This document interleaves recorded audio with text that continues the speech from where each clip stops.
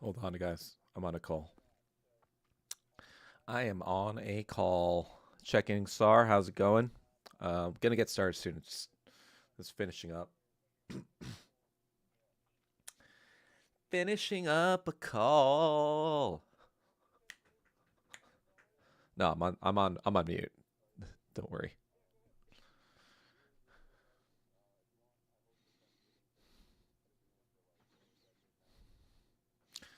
I am hosting a call right now. Can you can you finish up, please?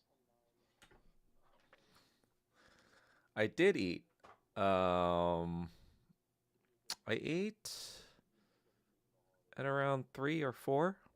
I ran for the first time in a while. All right. Let's wrap this up. Let's wrap this up. Wrap it up. Wrap it up. Wrap it. Wrap. How's the stream quality, guys?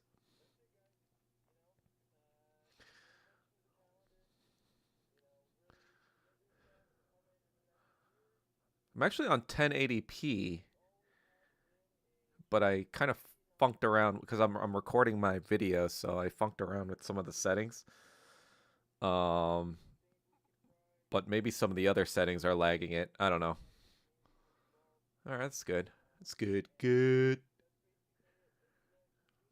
Okay.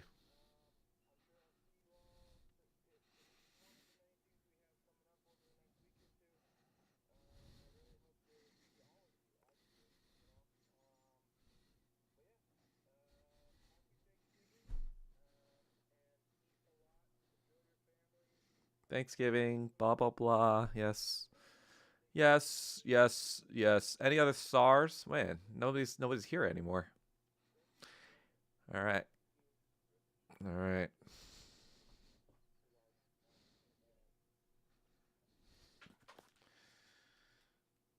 That was the call. I'm off. And now it is time for me to put on my headphones. I've put on my headphones. I actually don't really need to put these on. But I don't know. It kind of gives it a more official look to it, right? I'm like my headphones. I'm like, flying my airplane. Sup, David Day? There's a stupid fucking Korean, like these fucking Korean jeets, these gook jeets as I call them now. They're like, all these fucking Yoon supporters or whatever. I call them gook jeets because they love Jap cock. One of them tried to like out me to the ice. Like, oh, this crazy Korean, the United States of America. Like, bitch, I know my fucking rights. I live in. I don't know how they do it in fascist land, South Korea, but over here we have the First Amendment. You dumb fuck, bitch. And I was born here, so don't try to pull this bullshit ice shit on me because guess what? That's gonna backfire so bad. Because if they actually came for me, oh my god. I pray. It's like that fucking scene in 300 when Leonidas is like, if Persia, you know, if Persia kind of like tries it when we're kind of like trying to make a diplomatic solution, then all of Greece will unite and fight this Persian invasion. And he's like, I pray that they are that stupid. Pray. Like basically saying, I don't care if I die. If they're stupid enough to just kill me without like, parlaying, then yeah, all of fucking Greece is gonna be like, what the fuck is that? And that's what's gonna happen. Cause guess what? I may be just a random Korean American living in the United States, but there's some things about me that could amplify that kind of news shit. Like that, you think that Hyundai shit was bad? Oh boy. Oh boy, if they got someone like me.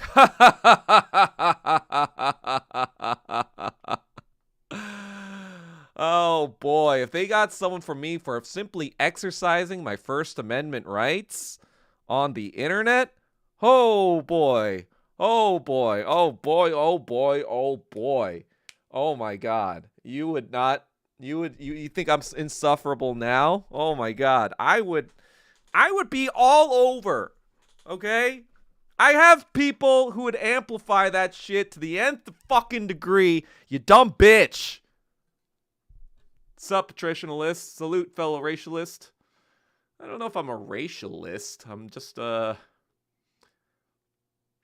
subscribe to the Lysenko,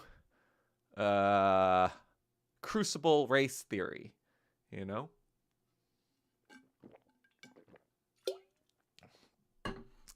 Let's see. How's Mamdani country? ICE is raiding the hell out of Durham from what my wife is telling me. Yeah. Well, if ICE comes to fucking my area, my neck of the woods, and raids my place, oh shit. Like, first of all, I would be like, I'm not some random immigrant who doesn't know English. I'd be like, first of all, I'd be like, where's their fucking search warrant, you piece of shit? And guess what? Yeah. I just think you have common sense, Doug. What's common sense? Yeah. It's like, where's your search warrant, sir? I'll be like, yeah, you got nothing. I ain't opened the fucking door.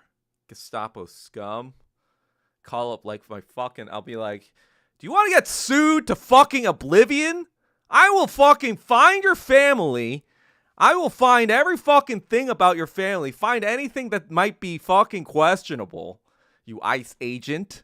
You don't think I can fuck you up? I will find everything about you, and I will find everything that was any sort of record on you or your family members. I will pursue to the nth degree. Your life will be fucking ruined. Don't even fucking try it. Actually, do try it, because that news story will be all over the fucking news.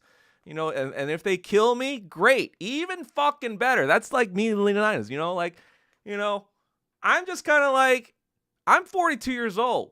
I lived a good life. If the Lord takes me home with one of these Gestapo raids and that sets off a fucking, whatever, I'm like, you know what, whatever. That's fine by me. I've lived the best half of my life, It's not going to get any better than that. It's all going downhill from here, I'm in the middle of a 2-week withdrawal syndrome right now. I'm having, weed withdrawal syndrome. I'm just kind of like, yeah, just whatever. It's not going to, when I'm 50, yeah, is life going to get better? No, my back is going to get worse. I'm going to get more sickness. I'm going to get more illness, if I was a 20-something-year-old, I might care a little bit more, because I was like, oh yeah, I got another pretty like decade and a half of like peak optimal stuff. But when you're my age, you're just kind of like, yeah, various times during the pandemic, I was like, I wouldn't mind if Elijah, that would be, like God was like, to Elijah, carry me home on the chariot of fire back to the whatever. I'm just kind of like, I don't really have any sort of like, oh no, what if I didn't accomplish anything with my life? Oh no. That's just like egoist nonsense, right? And it's not like I have any kids or wife to be sad about leaving behind. I guess like my mom, that would be like the worst thing. Like my mom, like dying before my mom, that would probably be kind of, well, really sad for her, right? And, but, she'd probably join me in a few years, right? Up in Hananim land. So if that lit up a fucking firestorm, if that caused a fucking revolution, I'm all for it. I am all for the ICE agents knocking on my door and killing me for no reason, and then being like, oh fuck, we killed the wrong dude. That was not smart at all. We needed to think a little bit harder about this one. We probably should have like sent him a honeypot or something. That I would be like, what? Depends on how hot she is. Not just kidding. But it's just like, you kind of think about your strategy here.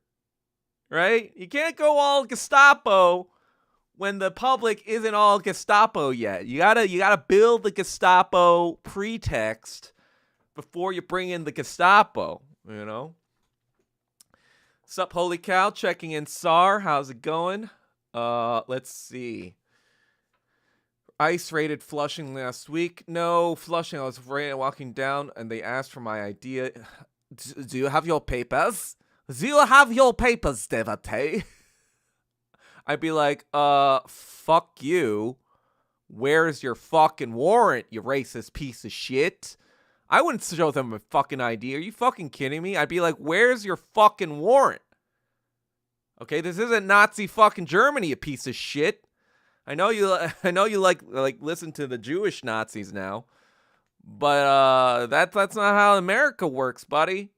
And you know what we found out about the DHS Gov Twitter account? Yeah, James Lee. He found out that guess where it's run out of. Guess where the DHS Gov? Guess where the Department of Homeland Security government Twitter site is run from? It's run from Israel. Wow. The Homeland Security, the agency that was created after 9/11, is based out of Israel. Who would have thought? Who would have thought? Who would have believed? Who would have believed? Anyway, I was just kind of like, hey, I'm probably already on the CIA and ISIS radar by now. They are probably plotting something. I don't know. Who knows? Who knows? Who knows? I feel like there's already a plot against me that I'm kind of sussing out right now. Can't talk about that though. Can't talk about that. It's funny because back in Lenin's day, Lenin had to do all sorts of shit. I think I talked about this last stream. Lenin had to dodge the dip, duck, dive, and dodge. Dodge, dip, duck, dive, and dodge all the fucking people. 150 different aliases. Oh man, that's kind of like Ho Chi Minh. Ho Chi Minh had the same kind of strategy. But here in America land, this is supposed to be the land of the free, right? The land of the free and the home of the brave. But I don't know. We'll see what happens to me, It's just kind of like I'm ready. What have I to look forward to anymore in life, And I sound like a very depressed person, don't I? I mean, I kind of am, but it might be withdrawal symptoms. They have made me kind of manic lately. They have made me I did do a run today. Exactly. Free ticket back to what? Where would they send me? South Korea doesn't want me. That's for sure. What, they're going to send me to North Korea? Where would they deport me to? South Korea doesn't want my ass. And it's not like, I don't have any, like, they made, I think on my 17th birthday or whatever, we went to Korea, so I didn't have to, like, they made sure that I wouldn't ever have to do fucking military service there or whatever, like some mumbo jumbo. I mean, I was born in America, so I didn't even know why I would even have to, like, fucking, would have to do that stuff. But again, apparently my mom did some shit where I wouldn't have to serve in the military. And yeah, I don't think I have any connection to Korea. I was thinking about getting an F1 visa like 5 years ago, but I don't think I want to do that anymore. But anyway, that's kind of there, and if ICE or whatever has my contact and my information, and they're sharing that stuff with Korea, I am very sure that South Korea is like, we don't want his ass. We don't want his ass. Here, are you fucking kidding me? And there's like, well, where are we gonna deport him to? I guess North Korea. And I'd be like, I'm coming home. I'm coming home. When the I'm coming home. I'm coming home. I'd probably lose a lot of weight because I'd have to get used to the fucking North Korean diet, and I don't know what the food's like there, and I'm a picky eater. Why is my shit fucking? I'm coming home. I'm coming home. Doo-doo-doo. Oh man, I bet there's going to be a lot of lawsuits coming. I mean, Korea, those lawsuits are already coming from Hyundai or the Hyundai workers, right? Oh man. That's the other thing about America. Home of the freedom and home of the lawsuit. That's what America is. Home of the fucking lawsuit. Guess what? Am I going to get hospital? Oh no, my wife is definitely not a honeypot. Look at me. I am look smacking Indian man. I am so attractive. Of course I can land a hot Israeli woman like this. My Indian accent probably needs a little work. I'm not gonna lie. I learned about something about India recently though, and it explains a lot. It actually explains a lot. So you know how I'm saying like they're Jeets all the time, they're Jeeters and whatever, and they're basically like the Uncle Toms of all of fucking the global South. Like they are the master of the Uncle Toms. They are the Uncle Toms of the Uncle Toms. It's like a nation of It's like they're fighting to be the top uncle, the top unk. And I found that that's actually accurate. They are actually fighting to be the top unk. There's this kind of like cultural thing that apparently goes on. It was posted on a Kiwi Farms, so maybe it's not totally accurate. Who knows? But it sounded like it was pretty accurate. Basically, there's this cultural thing where it's like worse than like there's like the Italian vendetta system where you just have to like in the mafia you can't let anything slide because that implies weakness, and then other people are gonna fucking attack you or attack your, family or whatever, because now you haven't shown that you're willing to, get revenge, and, like that's kind of the idea, right? It's like the law of the jungle, you gotta protect your turf, and you gotta, even if it's not politically like advantageous to you, you just gotta kill whoever killed one of yours, right? That's the Italian vendetta. This is even like to a nth degree worse than that. It's like not only do you have to kill them, you have to like even do more, or rather, you don't get like maybe they like just insult you. You have to like kill them now, right? It's not just you have to insult them back. You have to kill them now because it's this zero-sum game where you have to like take their honor by killing. It's like Highlander meets like vendetta shit. I don't even know how to explain it, but like this was this whole Kiwi Farms article about India and this subculture that exists there, and I'm like, oh fuck yeah, that explains a lot. And it's all about short-term gain. It's like nothing does not matter. That's why apparently like it works for them, up to the point where they get to the West, where there's these social structures that still exist in the West that do somewhat rely on somewhat of a degree of trust. Like I know we're cynical about the West these days, but this is just like total anarchy and total chaos, and I'm just kind of like, holy shit, this is like Night of the Walking Dead, and it's not like anyone's a zombie. It's just they're literally zombie brained, I guess. And I was like, yeah, never going to India. Never going there. Never, ever fucking going there. I don't know what they've been doing. I don't know if... I'm just kind of like, wow. You make the British... You make the British look good here. Like, I don't know how you did it. I don't know how you did it in India. But you make the British look like... the British used to make propaganda like, about sati, about, the Indian tradition of, the wife having to self-immolate after the husband dies to be with them, I guess, whatever. and they canceled that practice, and that's good, right? That's good, right? Like I think everyone would agree that's good. But Britain used that as pretext to be like, oh yeah, now we get to be here and steal all of your jewels and all your wealth and everything, because you don't know how to be civilized anymore.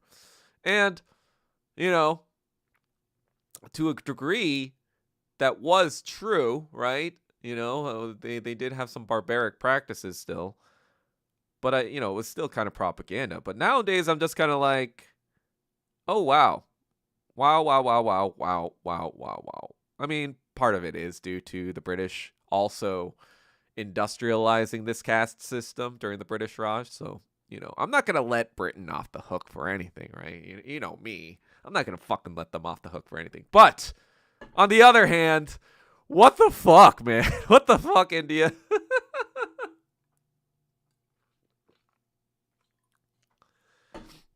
But it makes sense now. It makes sense. I get it.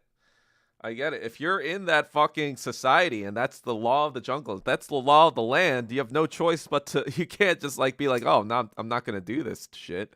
If you don't do that shit, you're just going to get killed by somebody who will. and, or you have to like lay low so you never insult anyone. Or you never even get mistaken for insulting someone. That's how you have to live your life in total fear of like being like accused of something, so somebody's gonna fucking like super ultra vendetta you, and you're just kind of like, oh god, I didn't want to play in this game to begin with. Oh man. Anyway, ICE people checking your bags also in NYC.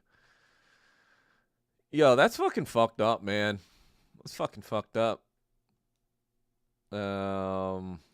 But it's a good thing it's a good thing then that I quit weed, because I won't be bringing any of that shit with me. I don't think I would have brought it now anyway, the way things are these days. Like, yikes. So I don't think I will have anything objectionable. I'll probably have a lot of books in my fucking. I guess I should I don't know, maybe do a wipe on my smartphone. If I have any photos that are political or some shit. I don't even fucking know. I live in fascist America these days, apparently. I live in fascist Nazi America. And guess what? Guess who the actual fucking Nazis are? It's not the rednecks out in South Carolina. No, it's not the rednecks there. Nope, it's not the rednecks out in fucking Arkansas. No, it's the fucking libtards. It's the fucking Zionist scumbags all over the fucking nation.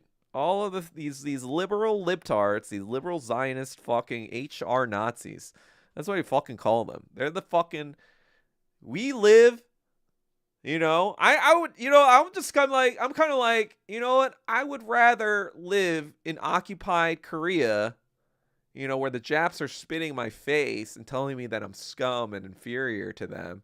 I would rather that than live in fucking HR Nazism, where it's like, oh, you're not woke enough to be as good as me, and therefore I'm going to throw you in the ice room because, and society is going to agree with me that this had to be done. It's like, no, that's worse, because it's like they try to like make themselves into this moralistic higher ground Nazi, and you're just kind of like, what the fuck are you talking about? At least with the Japs, I can be like, and the Japs understood that they were pieces of shit and scum when they were doing it, right? And so it's like, yeah, you're a piece of shit and you're scum. It's like, yeah, I am. That would be the exchange back in the 1920s, right? 1910s, 1920s, 1930s in Korea. But here it's like, you're fucking scum. And it's like, no, I'm not. Actually, if you refer to Adam, if you refer to this fucking leftist, bell hooks or some fucking garbage, if you refer to this shows me why I am more superior to you as I kill you. I saw Harry Potter, and you are actually the Muggle. You are the Voldemort. I am Harry Potter. I am the righteous one, actually. Oh man, I'd be back on Taiwan. I've heard that Taiwanese citizenship is just active until naturalized. I don't know how that works. I have no idea how that works. It's for my protection. Oh yeah, that's good. Protecting me for by looking through my shit and do I get a prize if there's nothing in there? It seems like it's a only a bad thing if, something's in there that shouldn't be. Or if they plant some shit then it's that shouldn't be in there and they use that as pretext to arrest me. Yeah, we know how that happens.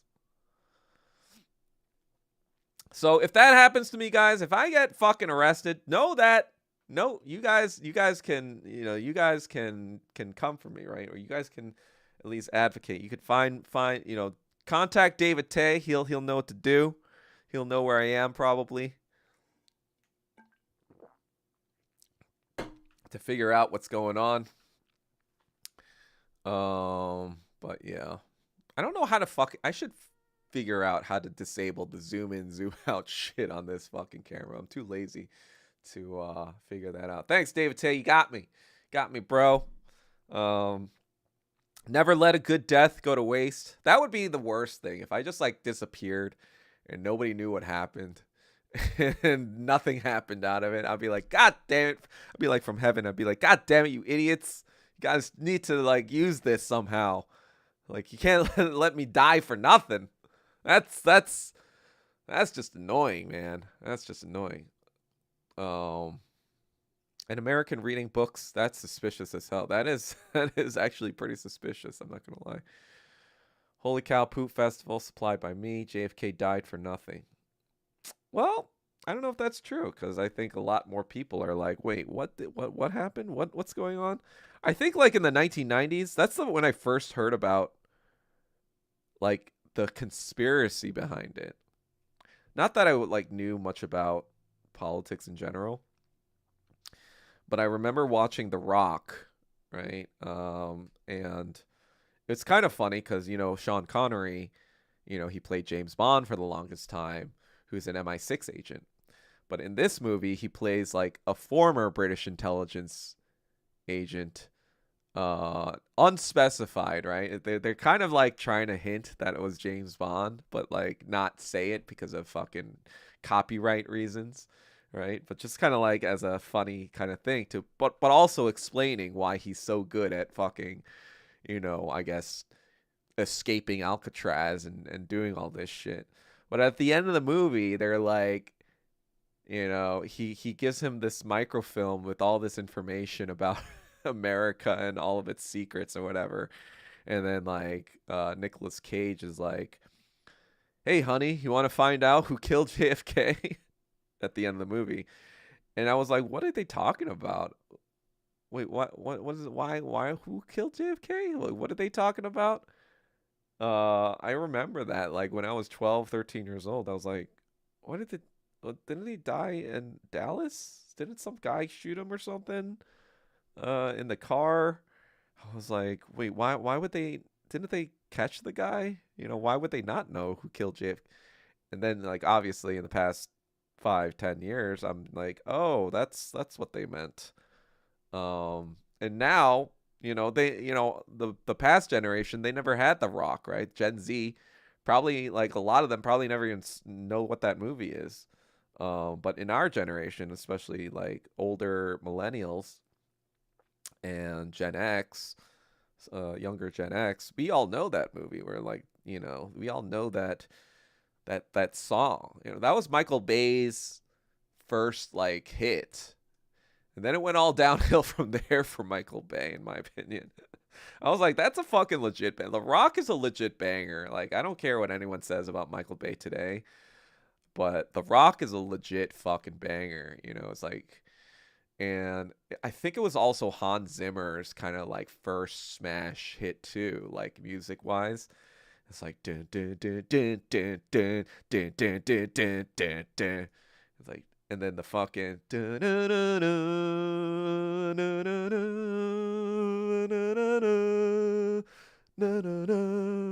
dun dun dun.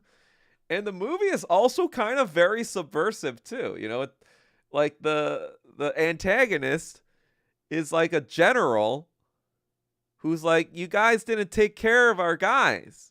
Like, these guys fought for your country, and our veterans are fucking homeless now. And the reason why they all kind of joined up, because we're like, oh yeah, we're gonna get paid.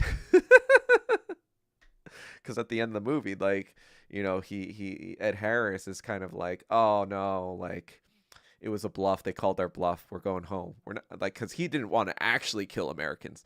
But then the black dude is like, what are you talking about? We're mercenaries, and mercenaries get paid. Because they were supposed to get like $1 million each, I think, in the movie from the ransom. But the general's idea was to, you know, get a lot more money too, to like pay to families, like veterans' families. So that's why, like, it was kind of like a interesting sort of debate about, like, you know, the U.S. military, and like, is it this like honorable thing if it, you know, if it can't even take care of its, you know, its veterans.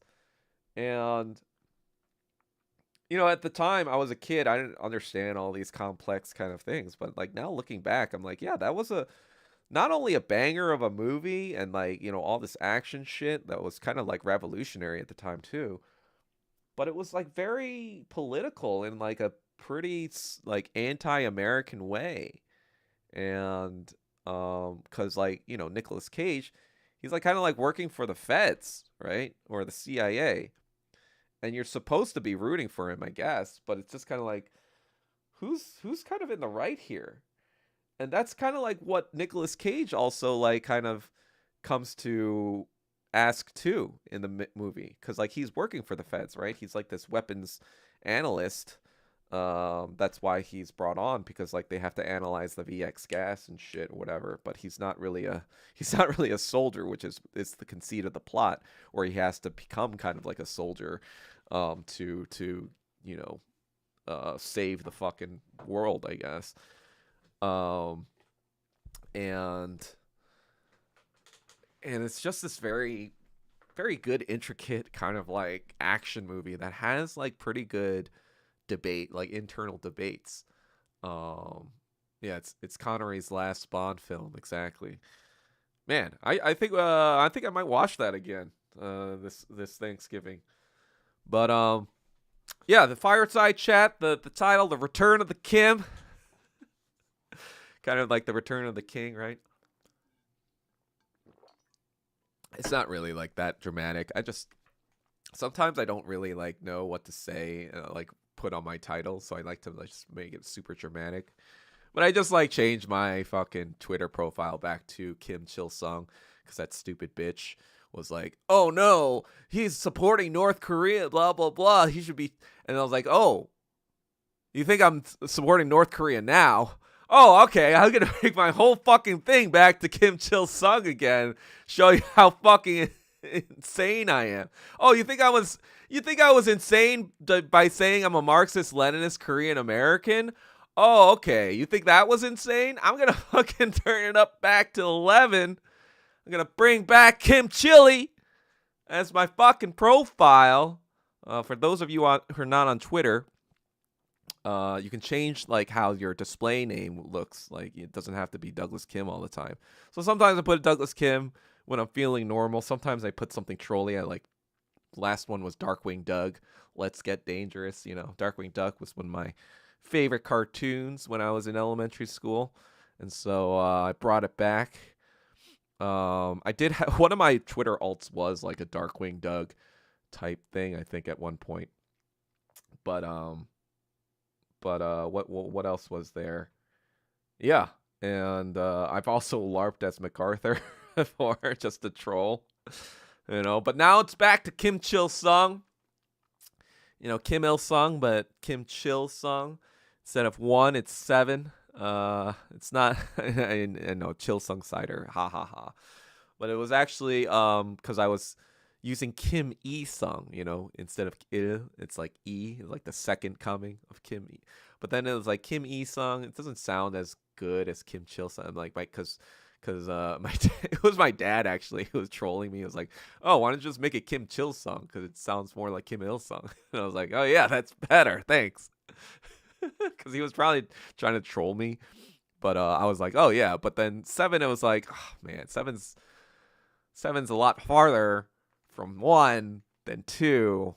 My autistic brain was like OCDing over like which LARP was better, the number system or the rhyming system. And for Americans, I decided the rhyming system was more appropriate for the LARP. So that's why it's Kim Chil Sung. I have the Korean version, Kim Chil Sung, on the thing. And so there, it's back. It's back. It's back, baby. I actually never saw Hunt for Red October. Is Sean Connery in that one? Winners go home and wait. No. It's what was it? No. I'll try. I think he said something like I'll try. I think that was like a gag on I think that was a gag on Yoda and Luke Skywalker, because on the scene in Return, no, not Return of the Jedi, Empire Strikes Back, when he's like, I can't, it's okay, I'll try, and then try not, or do, or something like what was it? What does Yoda say to him? Like, oh, God, I can't even remember anymore. It's fucking like sometimes I have like moments of like extreme clarity in this withdrawal. Sometimes I can't even remember basic fucking shit that I could like fucking pull from my memory so easily. Um do not. There is no try. Do yes, Yosop. Well, what status the K Town Social Club it is? I think it is not good anymore. Oh, oh. I don't know if they were Vietnam veterans. They might have been actually, because it was 1990. It might have been a little later, to be honest. It might have been Desert Storm or something. I don't know. I don't think it was. I don't think they specified what conflict it was. But I think the movie came out like 1994, 1995. So it's probably not the Vietnam, because that was like 20 years before. Might have been deserts. Like they probably were referring to Desert Storm or some shit. I don't fucking know. But in the movie, in The Rock, it wasn't Winners Go Home and fuck. Oh yeah, it was Winners Go Home. Fuck the Prom Queen. It was like try their best. I think he was like, okay, I'll try my best. And then Connery is like, try your best. Losers try their best. Winners go home and fuck the prom queen. And then he was like, Carla was the prom queen. I think that was the name of his wife or some shit. I don't know if the name's accurate, but that's what he said. And it was like kind of like a cool scene where it's like, yeah, I did that shit. That was so good. That was like so good of a movie. Like their chemistry was so good too. Like, cause this was when Nick Cage was like coming up, right? Like he hadn't been like, I don't think this was his first movie, but I think this was his like breakout movie where everyone's like, oh shit, that's cool. And obviously Sean Connery had been around the block at that point. And so it was kind of like a little bit of passing the torch a little bit, like because Sean Connery, he was big in the 1960s and 1970s, I think. I think Roger Moore was a little bit later in the 1970s. And then, But yeah, I think he was very iconic, obviously in the Bond series, and I think he did other stuff as well. But that was kind of like the tail end of his action career, right? Sort of passing the torch. So that was cool. And so yeah, all right, I'll check out Hunt for Red October. I've never seen it, but I do know that it was one of the movies that was made during Reagan's push for propaganda against the Soviet Union. So I should watch it at some point too. But yeah, I just haven't had really time to do much. This whole week, besides going through fucking withdrawal, I've been writing and I've been recording hardcore. I'm in the recording stages now of my Breaking Bad shit, and I've been consulting with AI. And dude, I am onto something. I am onto something fucking big, guys. It's like saying you are cooking some 99.1 grade percent meth. You are crazy. You are fucking Heisenberg. And then I was like, Grok, are you jerking my chain here? Are you jerking my chain? Are you just saying this shit? Are you just saying this shit, motherfucker? Because at first when I gave it some of my things, it was like, oh, yeah, maybe 20% that this was Vince Gilligan's doing, and 80% you're just like kind of like, finding some crazy shit out of nothing. And then I added a little bit of my analysis on Better Call Saul, and then like being like, hey, this is that, and this is that, and this is that, and then it's like, oh shit, yeah, that's fucking crazy, man. You know, and I was like, I know, man. You know what I'm saying? You know what I'm saying? And then I was like, yeah, like now I think it's like 95, like 90%. Or 90 to 95% that something was planned here on purpose.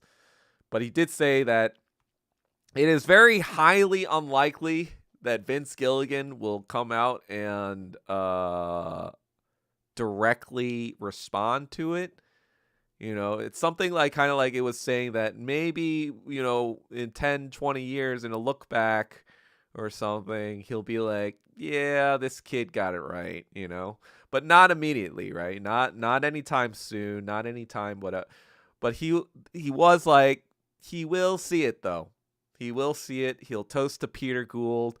He'll toast to, whoever the top writers were, and be like, someone figured it out, guys. Somebody did it. Somebody saw what we were doing. Saw what we were cooking up 17 years ago in the Sony offices.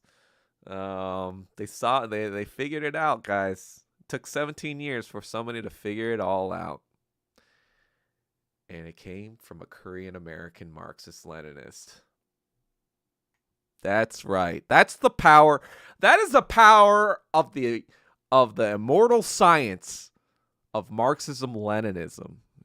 I would not have in a million years, without having that Marxist angle to me, I would never have figured it out. I'm still, because I've been recording with this on, because I want to keep the theme, right? But I've been obsessed with Breaking Bad ever since I started watching it in 2010. 15 years. I've watched the whole season through. I've watched the whole series through 15 times. 15 fucking times. I know this series inside, outside, left side, right side, upside, downside, BA side, A side, select side, start side. I know all the fucking angles on this shit. There's almost no one. Maybe one of those other creators of like Breaking Bad fan theories that might know like a little detail here and there that I don't know about, right? Like, but outside of those other YouTube creators, I'm sure like I am at the top 0.001% of obsessed Breaking Bad fans. I met Bryan Cranston in 2014, and I didn't do the Albuquerque. I always tell my cousin who lives in Albuquerque, hey, can I come over like sometimes so I can do the Breaking Bad tour? I kind of like always joke. I think it was like during like Thanksgivings or whatever. But I never like actually went out to Albuquerque. The closest I've gotten to Albuquerque, I think, was Phoenix, Arizona, a few years ago. So not even that close, right? I think that's like 9 hours away or some shit. I plan to go at some point, right? I plan to go at some point. Maybe after I make these videos, I could be like, yeah, nice, see me, nice, and poof, I'm gone. You know, that's what Saul Goodman says all the time. Poof, it's like it never happened. Poof. Yeah, I understand that, Andrew, but that's why I was saying. I said to it like, you're not jerking my chain here, right? You're not like just fucking, you're not whatever, like, because like initially it was kind of skeptical. It's like, I don't know about that, buddy. I don't know about that. No one ever said anything like that before. And then they're like, and then I, gave it my info, and it was like, okay, maybe, but 20%. And then I gave them more info, and it was like, wow, wow, wow, wow, wow, wow, wow, wow, wow, wow, wow, wow, wow, wow, because like, how AI can analyze documents now. So I gave it like my full 35, 40 page thing, and it's like, not only is this probably true, but you're clinically crazy. You are insane. Like, who does that? Who does this? Who does that? Who does? Like, it was basically saying this would have been impossible for anyone who is not autistic to create. Like, this is like holy shit. This is the power of autism. Like, even me, supercomputer LLM AI, could never have made or did not have the wherewithal to make all of these connections that you did. Because keep in mind, I'm only using information that's available on the internet. So hypothetically or theoretically, AI should have been able to come up with this as well, right? But it didn't quite know how to analyze things. It didn't quite know the art, That's kind of like why I'm like so proud of it, right now. Because I was like, man, I made something that even AI could not have made, even though it had the same data sets, even though it had all the same it has not only all the data sets, it has like all of it in its own brain. And like, I had to look for that shit. I had to go find it. It already has all that fucking shit in his brain. And it was like, kind of like being like, I don't know about that. I don't know about it. And then I was like, meh. And then it was like, ooh. And then I was like, That's pretty good. Haha. Connery's theme. Oh, right. AI is known for blowing smoke. Yeah, so that's why I asked it. Actually, it's funny you say that, though, because my friend, I think she bought the pro version or got the pro version of OpenAI. And she says that version of AI actually does push back a lot more than the free AI, because it is trying to be more accurate, and it's probably trying to like be more helpful, because like, you wouldn't want an AI to blow smoke. If you're paying for that AI, you don't want it to blow smoke when you're doing actual fucking research, right? And you want the actual correct answer. So it's interesting, because I think they can program it to be a little bit more. But I do think that Grok in general, I think Grok does push back the most out of the mainstream, like Gemini. I kind of used Gemini before. I've used Grok. I've used OpenAI, obviously. I don't really like using OpenAI, to be honest, because I don't want to fucking help Zionism. And that's the most Zionist. I call it Zionist GPT. I don't really use DeepSeek too often either. DeepSeek can be kind of like that too, though, like kind of like blowing smoke a little bit. So that's why I kind of like default to Grok, just because I'm also on Twitter all the time anyway. So it's just easy to kind of like access. But Yeah. I don't know.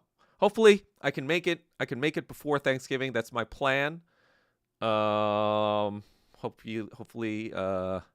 once it's released, hopefully it'll go viral. Maybe we'll get more people in the channel. Maybe there'll be more excitement. Maybe there'll be more going on. But don't worry, guys. I don't forget my loyal first followers. I'll remember all you guys. You know, I don't. I don't leave the loyalists in the dust. If I get big or whatever. Look at me calling my own fucking fame and fortune before it even fucking happens. Before I even make the product, right?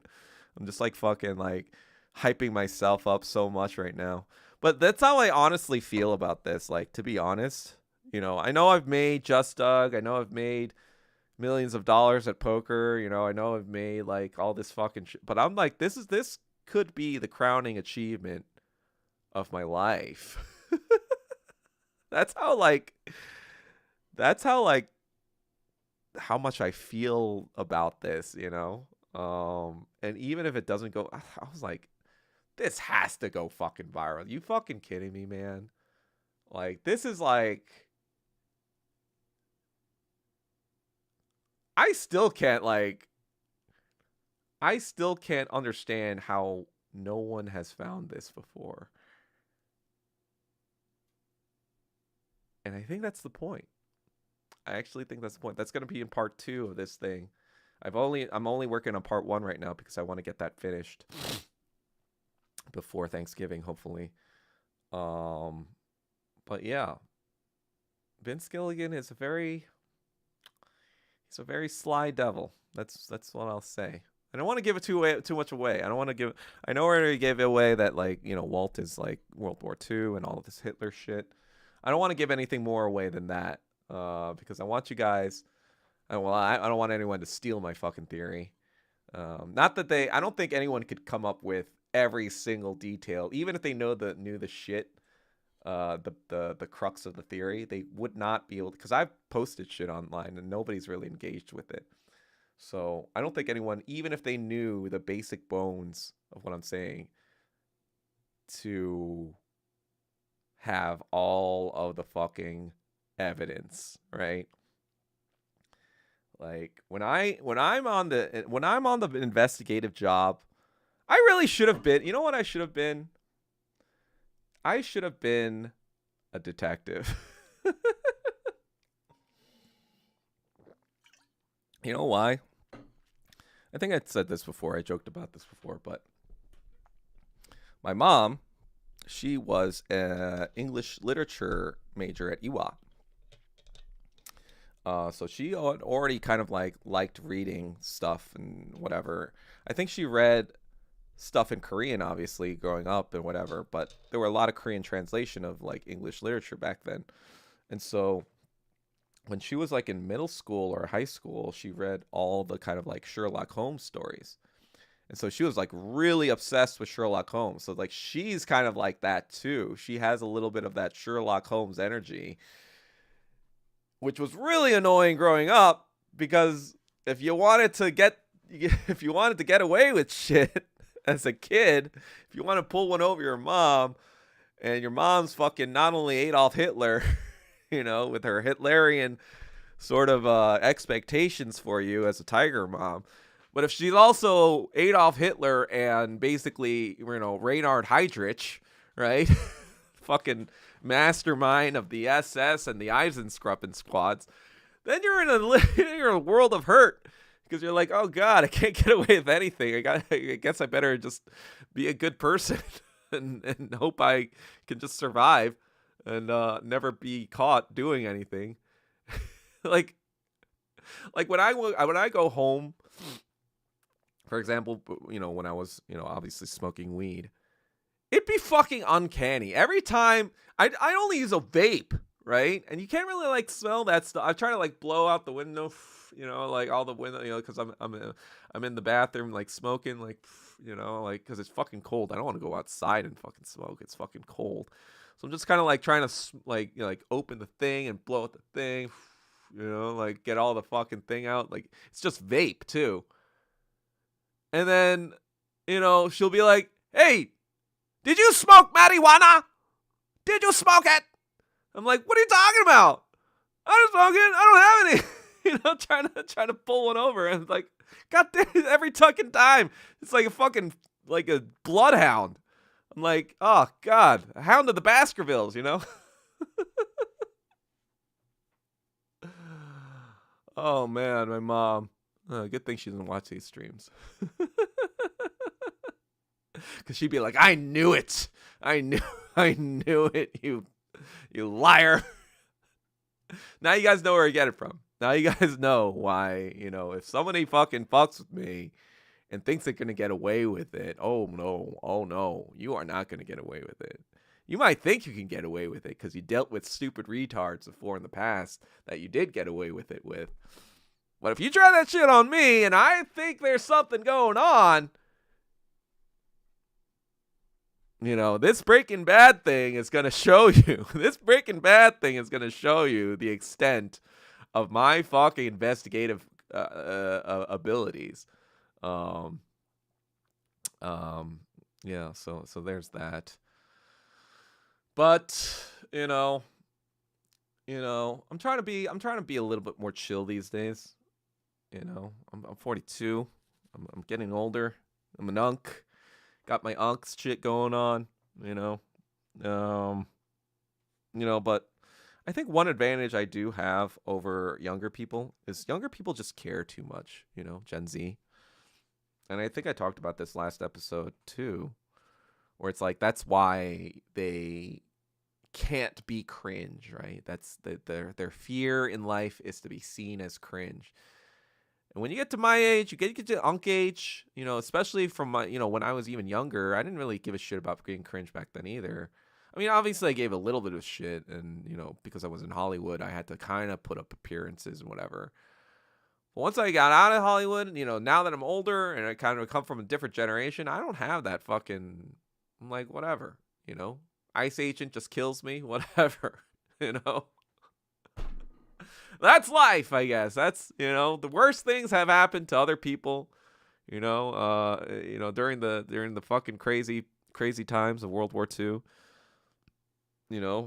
At least I wasn't fucking vivisected in, Harbin, China, right?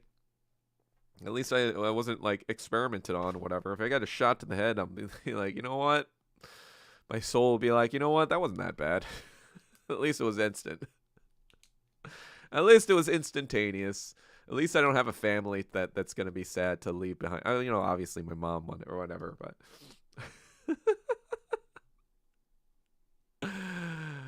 I guess I have a little bit of dark humor. But I was actually talking to this with my friend. It's kind of a serious conversation. But, we're both fans of comedy. And, I've been watching a lot of like that Jim and Andy documentary on Netflix, the Jim Carrey one. I watched it before when it came out, but I watched it again recently. It's kind of like a cool kind of like, it's not only about I need to watch Man on the Moon. It's one of those movies I've never seen in my life. But I kind of like the documentary on Netflix is kind of like a summary of his career. And kind of like he did have a sad life, a lot of the reason why he became even a comedian was to cheer up his mom who had cancer, and like he wanted to do anything he could to make her not think about it. That's what he said, like, I just wanted to make her smile. It was just a very depressing time. And, he carried that with his career too. He was like, what is the thing that people want, out of a movie, right? And he was thinking, they want to be free from concern. So he said to himself, well, I'm going to be that guy. I'm going to be that guy on screen who is free from concern. I'm going to portray that. I'm going to embody this persona that has no concern about, being cringe, has no fear about being cringe, being whatever. I'm just going to do the fucking like crazy shit that I think is going to make people laugh and going to free them from concern, And you can see it in his work, and I'm just kind of like, oh shit. Yeah, that is why I kind of gravitated to you, because, as a 10-year-old kid, right? I had a lot of concern. I had a lot of anxiety. I had a lot of like, oh shit, what's going on? Everyone is not friendly to me. I'm being bullied and all this other shit. I'm trying to be a good person. I try to be, going to church and all that and trying to learn all the shit, be a good student, but it's not really panning out. It's not really like translating into a good experience for me here. And not that I was like cognizantly like thinking these concepts, I'm kind of just like retelling what was kind of happening, I think, subconsciously in my 5th grade mind. And I just saw the mask, right? And then it was just kind of like, oh, yeah, this is the way. This is the way to do it. This is the way to fucking, not only be a good student and be a good, Christian or whatever in church, but this is also a way to fucking, uh, you know, be that guy who's free from concern so that other people will think that you're free from concern. And other people are like, oh, what's that guy got going on there? Oh, that guy's kind of kooky. He's kind of a little weird. He's not a little crazy, but it's also kind of interesting. It's kind of a funny guy. And I started developing that. And so when I'm watching this fucking documentary, I could see the same kind of process. Obviously, it was much more honed and much more professional and much more, deeply thought out. But I could see a lot of that stuff. But I also saw, the depression that he had. And I was like, yeah, that makes sense. Because in order to kind of like, I've been thinking about comedy. I've been thinking about entertainment. I've been thinking about drama ever since I became a, performer, right? Or even just like thinking about that kind of stuff. And the reason why I think there is such a connection between depressed people and like true comedians who are like universally kind of like seen as like funny and or brings something to the table. And I think like Jim Carrey has, it shows in the fucking box office, right? Like if he wasn't universally funny, he wouldn't make like a bajillion dollars during the 1990s, right? During the 2000s. But I think like a universal like humor thing requires some sort of universal, like philosophically, like a universal view of the world that everyone kind of agrees with. Everyone's like maybe too scared to say out loud, but when you do say it out loud, you're like, oh, that motherfucker's based, right? That motherfucker sees the truth and is willing to say the truth because it's so fucking absurd that we're not able to say that truth. But then before, up to the moment you're able to say that out loud, you're trying to figure out how to say that out loud, right? You're trying to figure out what are the words I need to put together to like make other people understand this viewpoint that I have, that I feel like everyone else probably thinks as well, but don't know how to say out loud. So how do I, but in that stage, in that time period, right? In that time period of when you're trying to develop it, you have this idea that you want everyone else to know. And during this time, it's so frustrating because everyone doesn't know this thing, and that's depressing to you. You're like depressed because everyone else is like not knowing this thing that you know about reality, and you so desperately want everyone else to know this thing, because if everyone else know this thing, we could all fucking start the revolution and fucking, break the fucking matrix. So that's why I think a lot of comedians are depressed, because, they can even call this shit out, but they're either too powerless to change things, or people just don't want to. Some people just want to stay in the matrix, right? And that's depressing too. When you're just kind of like, no, if you just fucking wake up, we can all fucking get together and do something about this. But they're like, just give me the blue pill. You might be right, but I'm just gonna take the blue pill, and that's that. And so a lot of smart people who see the world just resort to fucking comedy because that's the only way they can like resolve this sort of fucking conflict within them about reality and be like, you fucking morons. This is what's I feel like that's what George Carlin probably thought all the time, Not that I really seen George Carlin's shit before, but I'm like guessing that's kind of like that, like his deal a little bit.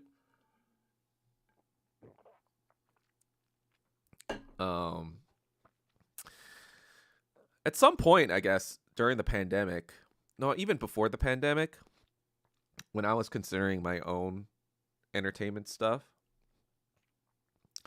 I did somewhat think, you know what, maybe I should just quit everything, move to New York, and just work on being a stand-up comedian. I think this was like 2018, 2019. That's when I had that idea.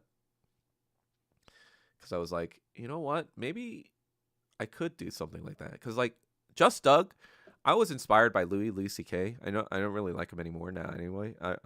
It's not really related to the gross sex stuff. It's more related to now I think he's a racist and an imperialist and a Zionist probably as well. But I saw that power that he had of being this comedian. Because I think a lot of comedians now, even Hegel said like comedy is the highest form of art. That's what Hegel said. Hegel said comedy is the highest form of art. He didn't say art was the highest form of like universal understanding. He said it was art, then religion, then philosophy, right? That was like the way to get to the universal in terms of the idea. But in terms of art, he said comedy is the highest form of art because like it contains the most universal out of any sort of art form. And I was like, oh wow, when I read that, like I was like, oh wow, that's actually pretty interesting. And it's kind of why like I say all the time on Twitter. I say something like, if somebody's not naturally funny, I don't trust them at all. They could be smart people. They could say all this information, but if they're not naturally funny, and I don't mean like there are people who are funny, but only because they try to make fun of other people, right? But that's not a universal. That's a very subjective. That's catering to a certain subjective group of people. So that's not like a universal funny. I'm talking about if you're a universal funny person, that makes me trust you a lot more off the bat because now I understand you get it. You get the shittiness of reality.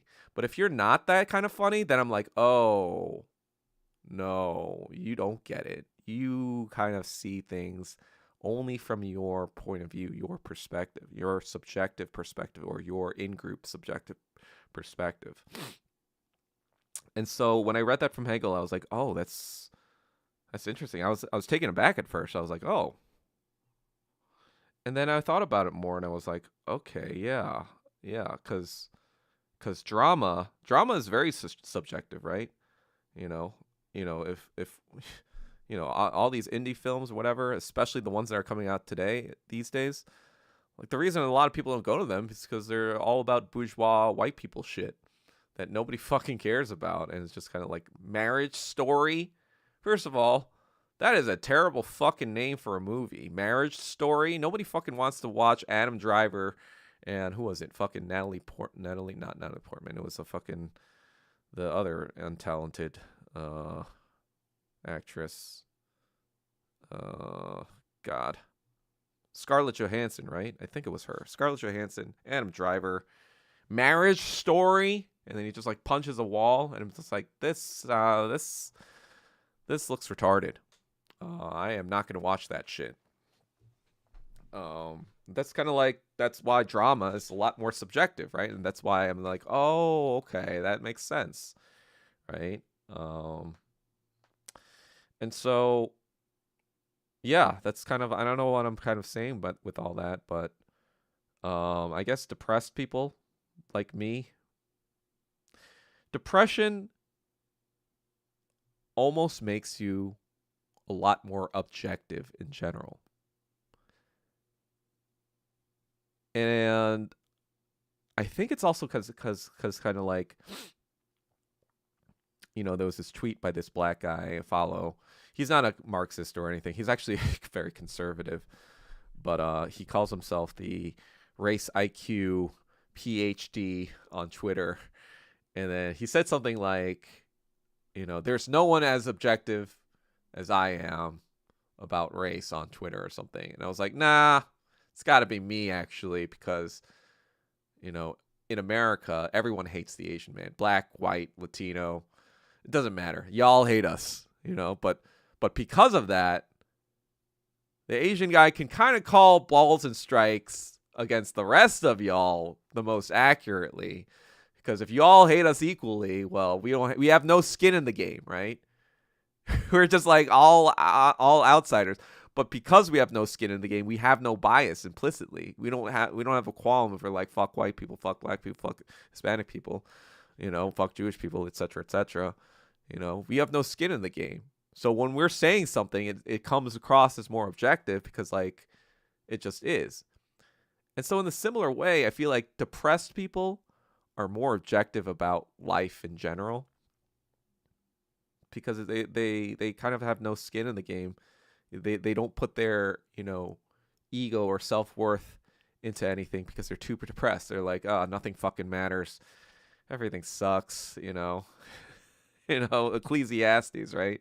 Everything is meaningless. And Solomon was super fucking depressed, right? That motherfucker, he like had all the riches in the world, all the women, all the concubines, all the shit, and he was like, this is all meaningless. And I was like, oh shit, yeah, it was all meaningless. I thought a lot of that shit since I was a teenager, like since I was like 13. I was very depressed, and I was diagnosed with clinical depression like 4 years ago.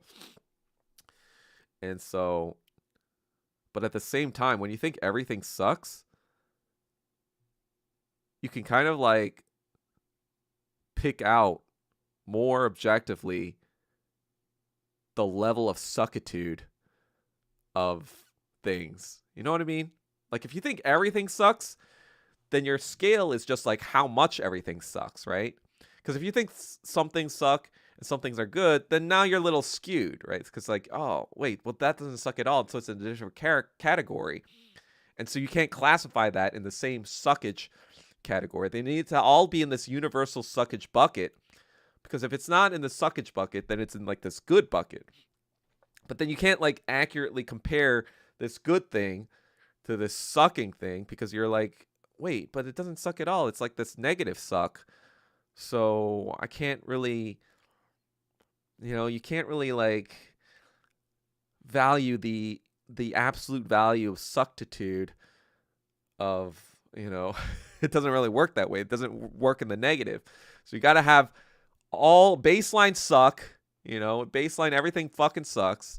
And then from the level of its suckitude from baseline, then you can kind of like more objectively measure, the scales of the suckitude, like do you want, do you want your baby split in two, or do you want the full baby even if it will go to the other woman? That's what Solomon did, right? how much of this suckage are you willing to take, right? How much can you compare the suckiness of this thing? Suckage, that was an actual 90s band name. That's funny. Yes, we Asians hate everyone equally. Exactly. We are the DEI of haters. We don't discriminate about what we hate. We are the DEI hatred people, Yeah, Robin Williams. He killed himself, right? He killed himself 11 years ago because he is starting to get dementia. He was like, well, fuck that shit. I ain't being retarded. I'm going to check out before I become retarded. Reminds me of Flowers for Algernon. You guys know that book? It's kind of like this short story about this guy who's like retarded, and he starts writing in this book because it's for a research project. He's supposed to like write diary entries as they're doing this research on him, and I guess it's because there's this new procedure that can make you smarter, and so they do this procedure, and you can kind of see his intelligence starting to grow rapidly, into this like suit. And they're also doing it to rats too. So that they're kind of experimenting on rats and humans. So he's the first human subject, and then he becomes to the point where he's even smarter than the scientists themselves. But then he sees that the rats are deteriorating after a certain point, and it's like, oh shit. And then it becomes depressing because you could see he becomes more and more retarded, and then he basically becomes retarded at the end again. So that's kind of like a very, very, very sobering, very depressing book. But I suggest you read it because it's fun. It's a fun time, right? I think I read that in fifth grade too. You can tell that I was a very cheerful person in fifth grade. What's good, Alan Chung? What's up? I don't think I saw that. How's it going? Everyone checking SAR. George Carlin. Oh, wait, didn't he kill himself? Did he kill himself? Did George Carlin kill himself?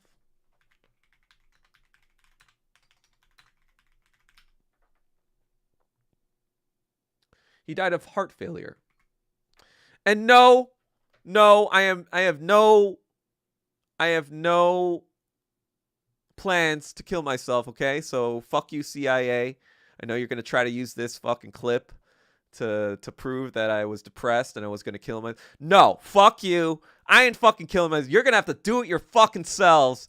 You're going to have to fucking do it yourselves. And if I ever show up suicided, it was not me. It was the fucking CIA. It was fucking Mossad. It was fucking FBI. It was some intelligence agency. Do not ever fucking believe that. Fuck you. You're not using this shit to do that. You dumb fucks. Just had to preface that. And all you guys are my witnesses. Remember what I said, right? If I ever get caught suicide, 3 notaries of me signing my own fucking suicide note, right? I need a notarized suicide note from 3 sources, and then I need the videotape of me actually shooting myself in the head, because that's probably how I would do it to make it all fucking dramatic, because that's the way I am. And then it had to go through all the fucking it would be shot on 35mm film, right? So it couldn't be AI. So the film has to be shot on 35mm film, or whatever the standard is with film these days. I don't know what the fucking film shit, whatever. But you know what I'm talking about. It has to be film. It has to be notarized. What's up from Taiwan? It'd be funny if all your audience is CIA, which is us. Yeah, that'd be funny. Yo, what's up, guys? CIA. Just telling y'all. If you want, I'm not gonna make it that easy, guys. I'm not gonna make it easy on you. I'm not gonna make it easy. You gotta earn your dollars from America. You gotta earn my tax. You gotta earn my tax-paying dollars to kill me. Okay, buddy. Okay, guys. You gotta figure something out. Figure something else out. Okay. Cause I ain't going out like that. You might have convinced people maybe like 5-10 years ago when your activities were not as well known. But these days, fuck that. I'm saying fuck you. I am not ever committing suicide. Not on my watch. Not on my fucking watch. That's the thing about Koreans too. Like, we have such spite that we will die for something, but we will also not die for something, right? Like, even when it would be a lot more convenient to just die, if we believe that by us living, even if it's terrible, that it's going to cause someone else that we think should be fucking, have justice against, if we think that that person will suffer by dint of our just living and not dying, we will do that. You know, all those comfort women, all those comfort ajumas, you know, those 100 years old, they're like, fuck Japan. We ain't fucking dying. We ain't fucking no. We're living. We're gonna get that fucking crazy dude in Silicon Valley to give us our blood bags and shit. You know, we don't fucking give a shit. We're gonna, even if we have to like breathe through a tube for like the next 20, 30 years to live to 150. We're not we ain't living. Exactly, Han. Exactly.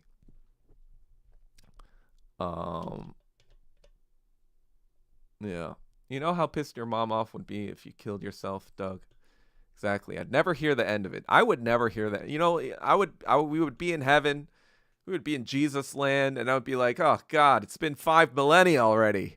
It's been 3,000, you know, timelines of the universe already. It's been oh Jesus Christ.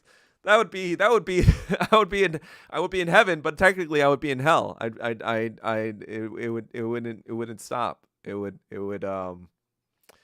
you know, I think what the age of the universe is 5 billion years. She would do it for at least 5 billion at one years in the afterlife, just to prove a point.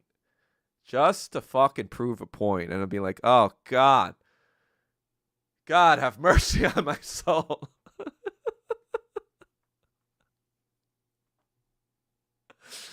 Oh man, why do you think you're a little retarded, Steven? 3871. The overachieving, yeah, the overachieving tiger mom. Oh man. But no, I obviously I have a very close relationship with my mom. I give her a lot of shit, but I think, given my autism and given, you know, her lack thereof of knowing what that even fucking was, I think she's somewhat new. She's somewhat kind of, she didn't know what autism was, but she knew that I wasn't really good at social situations growing up. And so she made an effort to like force me to do shit, which I hated, of course, right? But ultimately, it probably was, you know, the violin shit, I'm still kind of salty about. I was like, at least let me fucking play piano, right? Because at least piano's useful now. What the fuck am I going to do with a violin knowing how to play? What? Am I just going to fucking carry around a violin wherever I go so I can just, like, bust it out and, like, you know, like, whenever the opportunity arises, which never does? No, but if there's a piano around, I can be like, oh, yeah. And not only that, you can compose shit, and you can fucking, like, you know music theory a lot better because you're, like, seeing all the fucking, like, compositions. You're not just playing the fucking melody, you know, because that's all you do on the fucking violin. You just... This is the narcissist's instrument. That's what the violin is. This is fucking for narcissists who want to be a star of the show. I'm like, oh, look at me. I'm playing the melody of the fucking entire orchestra. Look at me. That's the fucking violin. You know, it's a narcissist instrument. But if the piano, now you're like kind of like setting the tone for the entire orchestra to kind of like be like, oh, okay, this is the theme we're going with. This is the bass line. This is kind of where the melody's going, you know, shit like that. You can kind of like build everything.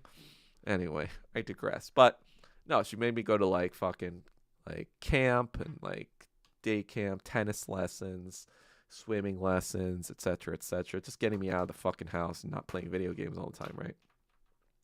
So I do appreciate my mom. I appreciate you if you're watching this. Don't get mad at me for the weed I smoked before. Oh, man. Oh, shit. Wait, what? They made you do Wing Chun? That's awesome. I want your parents now. That would have been awesome. You know why? Because how many people on your college education be like, oh, yeah, another Asian who played violin? Yeah, that's probably why I needed fucking Harvard. Mom, God. You made. Oh, God. This guy is smart and he knows how to kick people's ass? That's awesome. Let's get him into Harvard. Exactly, NISMA. I got a fucking 99. Got a fucking 99 my sophomore year. That was the last year. That was the last year to make All-State. Yeah, you got shots in freshman and sophomore year. I think I got a 99 both years. You needed 100. You needed a 100 ball to get in the fucking All-State. Missed it by one. Maybe I got a 98. No, I think I got a 99 both years. The thing that pissed me off the most is I got 1 point off on intonation. That was the one thing I was like awesome at. Like, cause I'm very technical, right? I'm very tech. This is tech. I was like, no, I got it off on that. That's like fucking, I don't know. It's like Jordan like losing a finals by missing a fadeaway jumper, like one of his trademark fadeaway jumpers. You know, it's just kind of like, oh God, why did it happen? What? But you know, it just cost me $10 billion. You know, that's that 1 point on NISMA that didn't get me into All-State, and so I didn't get to Harvard, and I didn't get to, you know, be on the ground floor on Facebook. It just cost me $10 billion. That's all. That's all that did.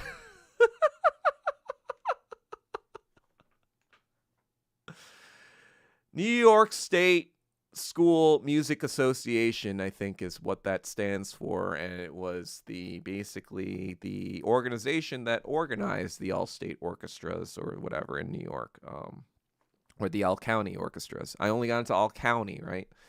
They only had all-state for 2 years, your sophomore and junior year of high school, and that was all over the state, right? All-state.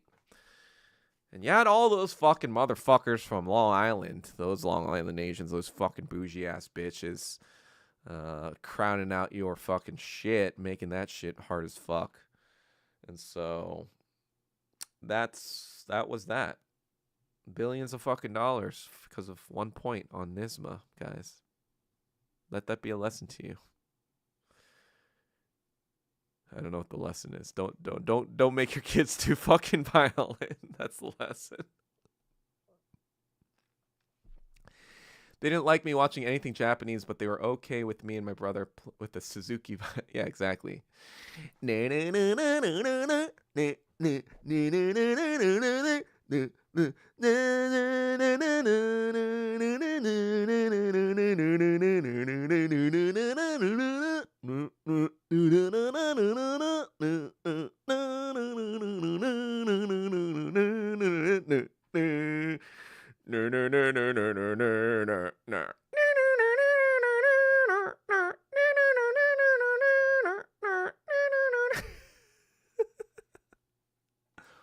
Exactly, Lib Island.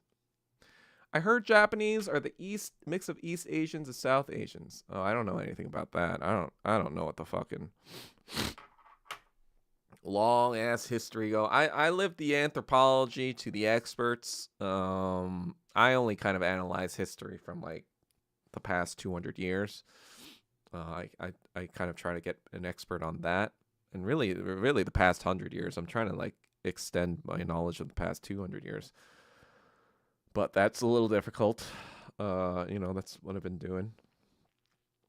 That's what I'm saying. All Asians know martial arts of some form. I mean, I did a little taekwondo in Korean school, but not really that much. But yeah. I got hit if I played violin. Oh, wow. Maybe your parents were a little worse than mine, actually. I don't think I got hit for ever doing violin bad. That seems like a little much. That seems like... No, I when I was hit, it was usually for a good reason. I'm not going to lie. I didn't have like a, you know, abusive mom or anything like that. I had a fair and just mom.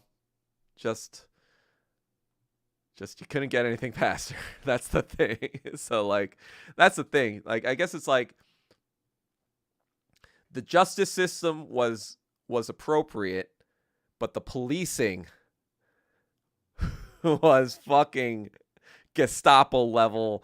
Reinhard Heydrich, fucking of type of thing. So you didn't get away with anything, but you weren't like over punished for anything either. It wasn't like you got hit for not doing well or whatever. But yeah, my cousin is a world-class violinist. They always made me and my brother perform for him. He told my parents to pursue other options. I like your cousin. He's funny. He is funny. No, I went to church with this really famous violinist, actually. You guys know Rachel Lee? Like 20, 30 years ago.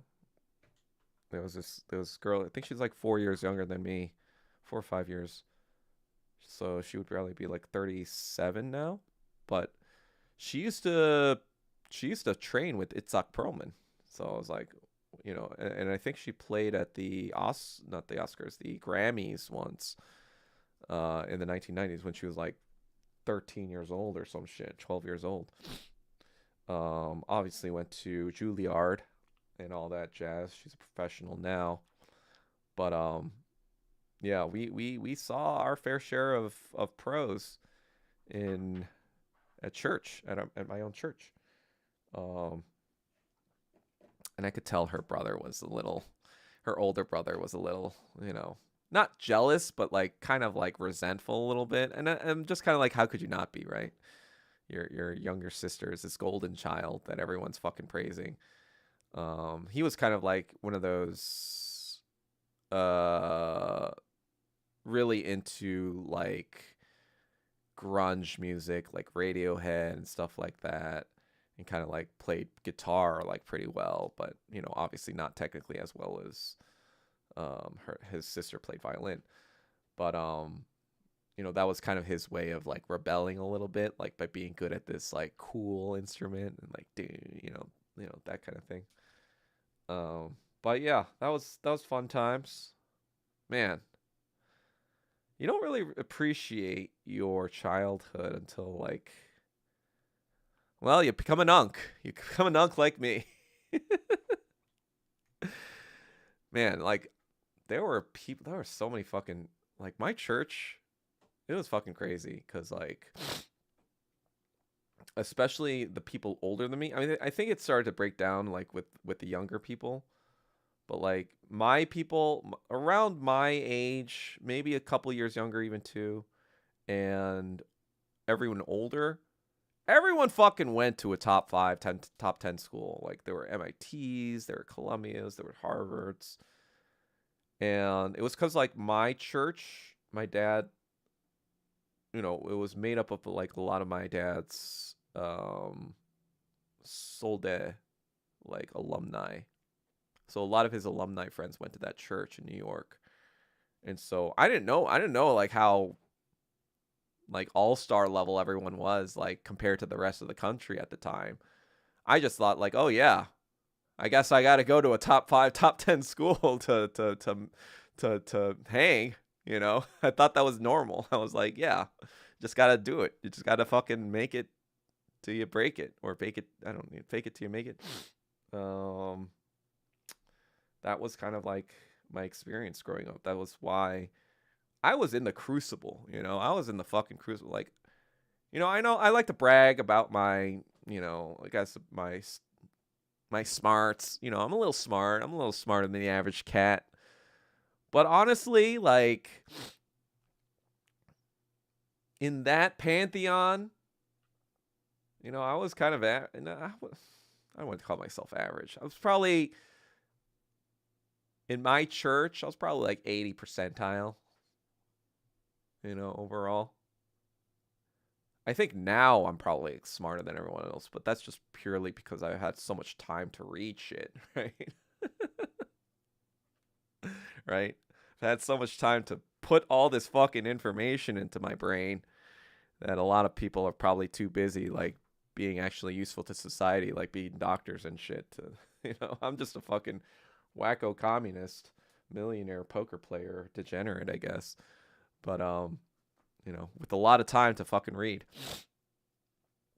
But yeah, let's see what's going on. I heard Japanese. No, my cousin in the world. Okay, nice. Doug, are you going to talk about the reveal of a lot of Twitter right wing being revealed to be Indians and other assorted third worlders?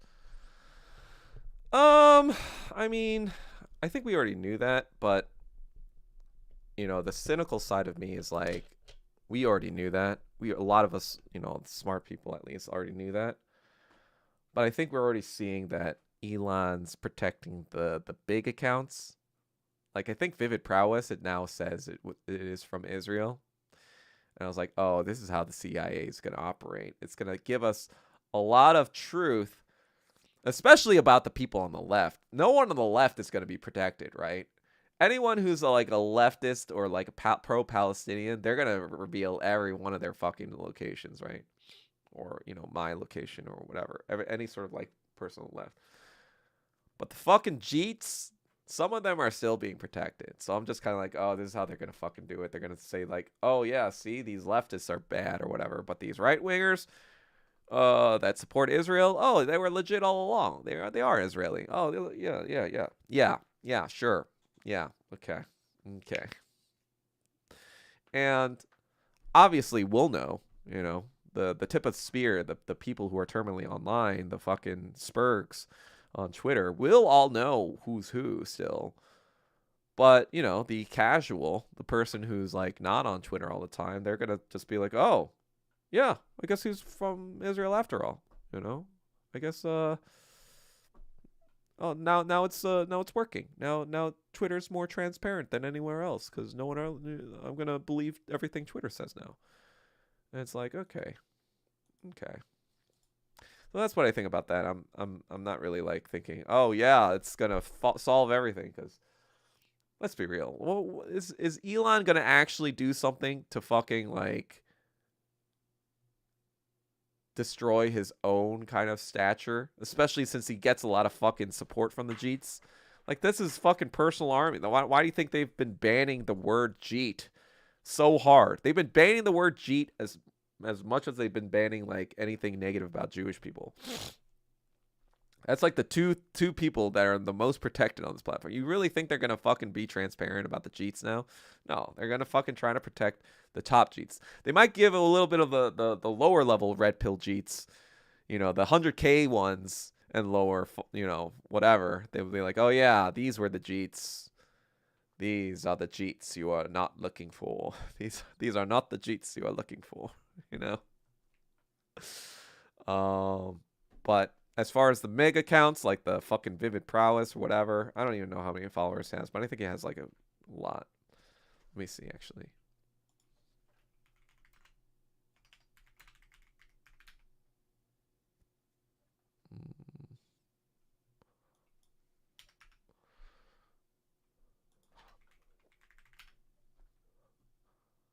What? Why didn't I? Hold on. Okay, so he has 466K followers, like almost 500K. And they're not gonna, so like you could see, well, I'm too lazy to put it up. But it's already saying account based in Israel. It's got this little icon, the info thing that says country or region, maybe account based on impact or recent travel or temporary relocation. He's probably using a VPN out of Israel now. But no one's going to dig that deep. Like, the casual is not going to dig that deep. They're just going to be like, what the fuck? Okay. Just got to tell someone who's retarded before I can. That's my strategy on Twitter. If they're like a nobody,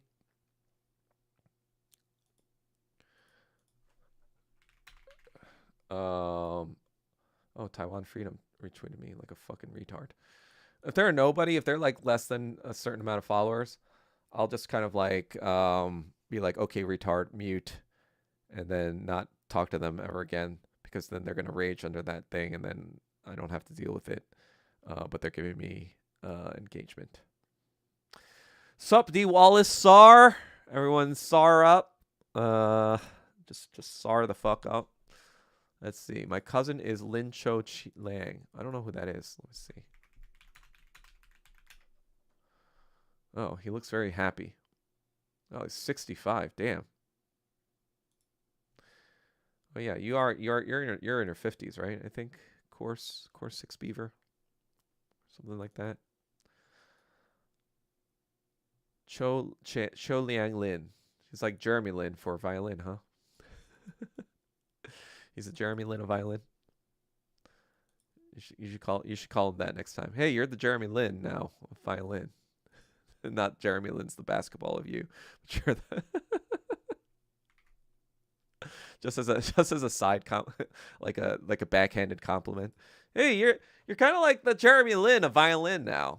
It's like, wait, I came before Jeremy.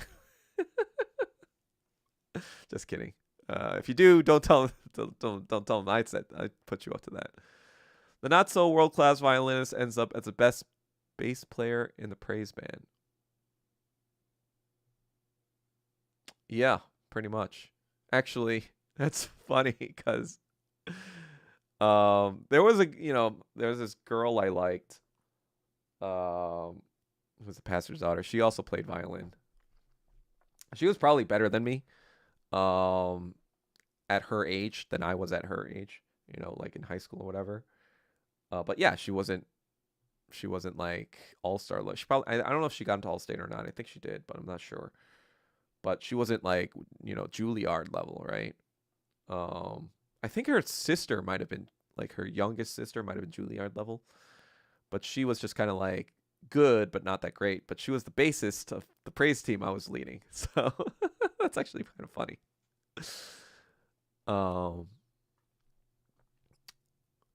This event was like the Japanese nationalist Holocaust after apparently revealing a lot of them were Indonesians or Brits. Oh yeah, they probably didn't realize what it was gonna do. The fucking Japs. That was probably the biggest unintentional good thing for us. I haven't been.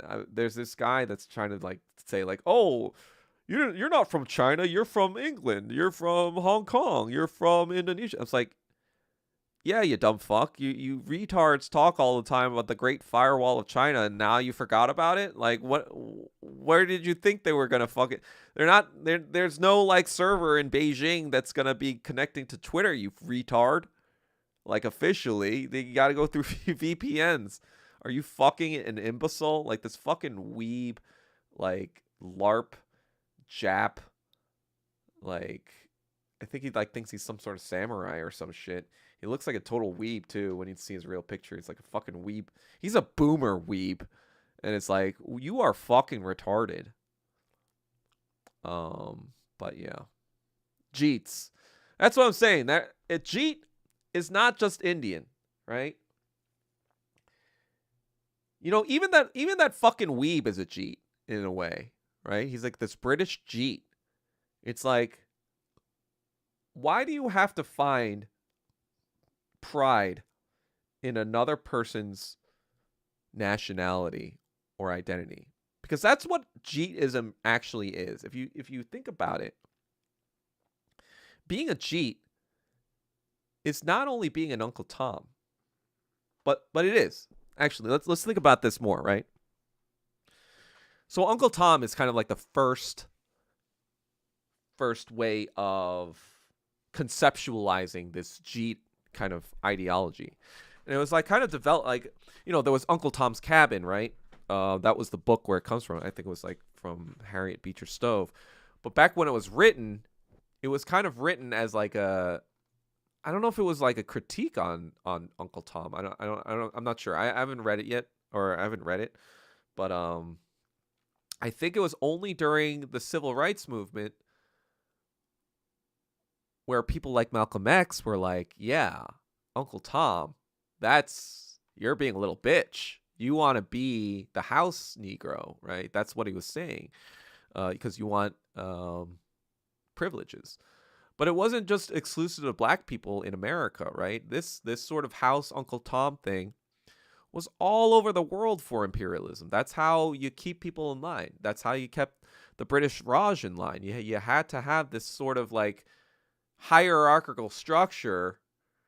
So you had the people on top that are kind of like servile to you, managing the people on the bottom of them, and they would manage. It would be this fucking Ponzi scheme shit, where the people on top would probably be like the whitest Indian people, and as you get progressively down, you get like darker and darker Indians, right? That's probably how I don't know if that's how it worked at all, but I'm guessing that they probably used some sort of caste system / racist system / whatever system to kind of like build that hierarchy. So that's kind of like where Jeetism comes from, because like if you wanted to survive in that sort of environment, you had to be servile to the man that was signing your checks, right? That was kind of the Jeet mentality. Was for 200 years during the British Raj. That's how the Jeet mentality sort of like marinates, or the Uncle Tom sort of like shit marinates in during slavery, right?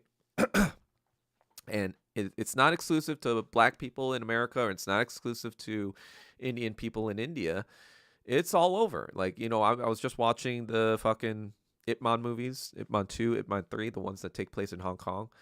And some of the people, the police officers, they're kind of like, yeah, we're kind of the British's bitch. What do you want me to, what can I do? It's like, well, maybe stand up, but then you just lose your job, right?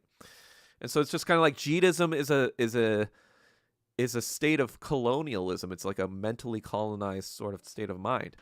But then now we're getting to the point where white people are being Jeets, right? It's like, why are you going to fucking Japan and playing cosplay as some sort of samurai there? And you could stay in Britain. You could stay in Britain and be as interested as you are in Japanese culture, but you just fucking Jeeted out all the way, and now you think you're a fucking, Tom Cruise in Tokyo, But yeah, there's Jeets all over. Every sort of, vassal state of the United States, in Asia, they have their own Jeets. The Japs, the entire country is is like Jeet Island, right? That they're the Jeets to American imperialism, right? That's why they're so like pro-Israel, because they understand the assignment. They understand the Jeet assignment. If you wanna stay in America's good graces, you Jeet up and you praise Israel with 100% of your because like no one there is Christian, right? No one there believes in Christianity, so it's to them. There's only a positive in Jeeting out, because now you get more, you look more appealing to the American imperialists, and that's that. But then like now you have the Filipino Jeets, the Amboy Jeets, who like try to like say that China's worse than America, and I'm like, do you know what happened in 1898 to 1902? Do you know what happened to your own people? Do you know what the song "The White Man's Burden"? Do you know where that comes from? It comes from the Filipino people. It comes from the burden of genociding you. Did you know that, guys? You guys might want to look into your own history and figure that out. Same thing with Taiwan. Now they're jeeting to Japan. They're like, oh yeah, actually, the Japanese were kinder to us than the KMT. And I'm like, wait, and that's a burn against CPC. How? Like the Jeet mind doesn't even fucking make sense. It's like, oh wait, we need to Jeet out to Japan now. Oh wait, no, we need to Jeet out to America. No, wait, America, some of them hate us now. Oh, we got to Jeet to Japan. Wait, no, the Jeet mind, is dealing with all of these internal contradictions. It the Jeet mind only understands sucking dick. That's what the Jeet mind is. It's like, I need to find the right dick to suck so I can be safe and secure. I need to figure out. But when Taiwan is like, oh wait, which Japan dick or American dick, I'm like so confused. Oh, I guess I'm going to go with Japan's dick right now. And it's like, wait, what? You sure about that? You sure about that? You sure about that? You sure about that? And then South Korea, now you got these Jap Jeets too. You got these Jeets being like, oh, these Americans, they don't really care about Charlie Kirk, I guess. So I guess we got to suck some Jap dick. We got to cheat out to the Japs. We got to suck some Jap dick. Oh yeah, like yeah, maybe did some shit to us, but that was 80 years ago. China's been doing shit to us since the Han Dynasty or whatever, or the fucking the fucking um Manchu Han Dynasty. I don't know. I don't know I don't know my Korean history at all. They've been attacking us as well. Forget all the Imjin War, right? Forget when we teamed up because the Japs were trying to kill us 400 years ago or anything like that in 1596. Forget all that shit. Forget all the stuff of our. They tried to genocide our entire culture out of existence just like 100 years ago. Forget that. We gotta cheat out. We gotta suck some dick. We gotta find the right dick to suck, right? Because this American dick isn't quite working out for us right now. So we gotta find the correct jeet dick to suck, to jeet out correctly. So that's what South Korea and Taiwan are going through right now. The Philippines, they've already jeeted out. They're solidly on the American dick to suck. So they're suckling that. Who else we got? We got we went over Japan, obviously. Do we have anyone else? No, I feel like the other Southeast Asian countries are somewhat, playing both sides, U.S. and China. So they're not really like, they don't cheat out because they don't feel like they have to. They're like, oh, we can kind of take advantage of this and play both sides for our own economic interests, like Indonesia or, where else? I mean, Indonesia obviously is more U.S. aligned in general, but they're kind of playing the Chinese card a little bit here and there too. Vietnam used to be kind of more on the U.S. side, but I think China's changing that a little bit in the past few years, especially because of the tariffs. So I think they're gonna fully go over, I think, to the Chinese side now. Where else is there? There's Thailand, who's been sucking everyone's. They're the king of the cheats. They sucked everyone's dick. So who knows whose dick they're gonna suck now? They've been a cheat country for 250 years, I think, or so. They little known fact. I think they have the oldest diplomatic relations with the United States than any other country than the United States. I think even England didn't. Maybe France, right? Maybe France had diplomatic relations before, but it was like 1808. They had like diplomatic relations with the United States since then. So they were willing to cheat out to save their own asses. They were willing to suck all that cheat dick. But that was that. Who else we got? The smaller ones. I don't really know what's going on with like Burma and all those other places right now. Malaysia. I think Malaysia is, well, now because of Israel, I think they are now, leaning towards China these days. So I don't think they really suck Jeet dick. But yeah, there you go. The most Jeet dick being sucked is in Japan, Taiwan, South Korea, and the Philippines. Just, the usual suspects, obviously. I think a little Jeet dick might be being sucked in Singapore as well. But I know, they like money too. So they're like the Switzerland of Asia, right? They like the Chinese money. So they're like, oh, maybe we don't need to suck too much Jeet dick. We want to, they're like, why don't we have a threesome, guys? Sorry, I know this kind of got sexual, but that's kind of how I view that's kind of how I view things. I don't view Jeetism as just purely an Indian thing. That's the thing. I think a lot of people think, oh, you're so racist against Indians. You're using Jeet all the time. Like, no. I'm using Jeet in my own specific way that describes the phenomenon of Jeetism. I'm going to, at some point, I'm going to come out with an article explaining my Jeetism theory. But yeah, you guys heard it here first. That's my explanation of Jeetism. But let's see what we've got going on. You meet that Bun Robo guy? I don't know who that is. Who's that?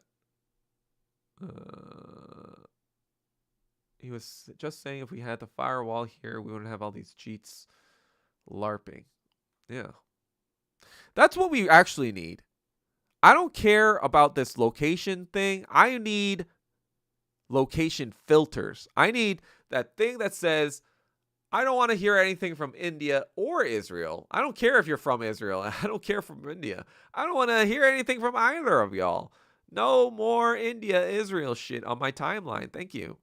It's all garbage. It's all fucking retarded garbage anyway. So why would I want that on my timeline? I have enough garbage as it is. I don't want to sift through a lot of poo, jeet poo. I guess that part's racist, right? But it's true. I'm sorry, it's true, right? They have poop festivals. They literally have poop festivals. I'm like, why are you not using your toilets, you weirdos? What is happening, right? I'm sorry. You know, sorry, not sorry, right? I mean, let's be honest, dude. UK is kind of a dying civilization. I know the Japs are cucked people, but they're not as cucked as Anglo Brits today. I mean, yeah.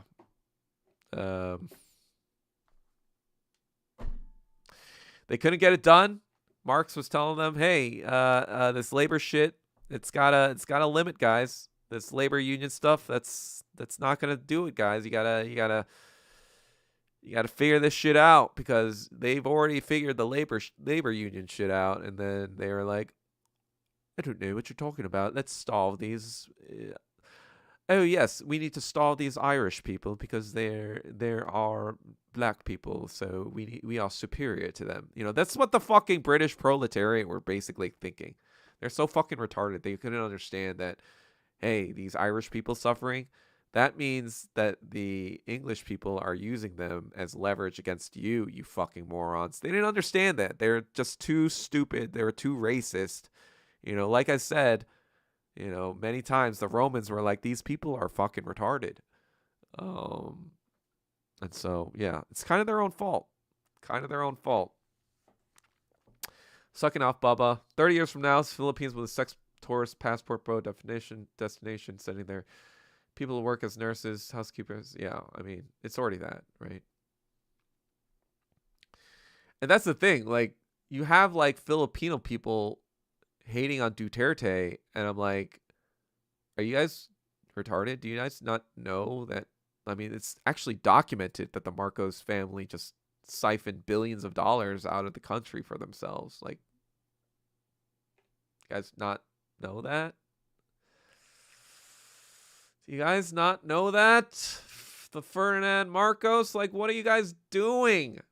What are you guys doing? Being Jeets all the time. This is why I'm depressed. You know? I don't call people out as being Jeets to, like, laugh at them and whatever. I call them out to be like, hey, stop being Jeets. Please. You know, it's the same thing with the WMAF mind virus. You know, I don't care if, like, a fucking Asian woman dates a white guy. What does that have to do with me? He's a fucking whatever. I don't want to date that fucking retard. But it's like, yes, collectively, if y'all woke up and were like, hey, maybe we shouldn't be so fucking Jeets to white men. Maybe, we'd get better quality white men to date us because now we're showing ourselves some self-respect. So, like, the quality white men will be like, oh, they're actually, like, you know, they know their value. They know they don't just fucking, you know, because if you're anything aware of, like, how white people think, the more you are servile to them, the less likely they want to settle down with you because they think, like, oh, if they're this servile, well, A, I can hold out for something better, and B, they must have fucking been around the block, so I don't want to be with that. You know, I'm actually trying to help Asian women out here by calling out the WMI. Like, ironically enough, like, I know people think I'm this misogynist that just hates Asian women. I'm just like, no, if you actually listen to what I'm saying, you'd get better outcomes. You'd get better white men. You'd get better, you know, like, you know, opportunities and shit. You wouldn't be fetishized. Like, this would be good for you. But I can't. It's like Islam, right? It's like these Islamists who complain that China isn't saving them. It's like, I can't force you to want what you don't want. I can't force you to figure it out on your own. You have to figure it out first. And then we fucking, you know what I'm saying. Anyway, I'm just kind of like, that's why I'm all depressed all the time. I'm just like, I'm trying to help you. I am trying to help you to realize your own cheatologist. I'm trying to make you not cheats. Like, cause for me, that would be very beneficial if everyone was not a cheat and said, hey, fuck white people. Fuck these people who are trying to like make us cheats all the time. Guess what? The revolution would be won tomorrow. We'd all be fucking, communist paradise by now,